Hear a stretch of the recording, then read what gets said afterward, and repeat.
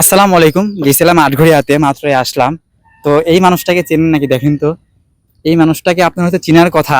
আমার আসে না, তার আগে কিন্তু এই মানুষটাকে আমি ভিডিও করছিলাম। আমার কাছে কোনো টাকাই ছিল না, বাট আমার ইচ্ছা ছিল যে এই মানুষটাকে কিছু করার। আমার এখানে এখন পর্যন্ত উনি হাঁপাচ্ছে, এই গরমের মধ্যে যে গরম পড়তেছে, এই সেই বারুন বারুন বিক্রি করতেছেন উনি।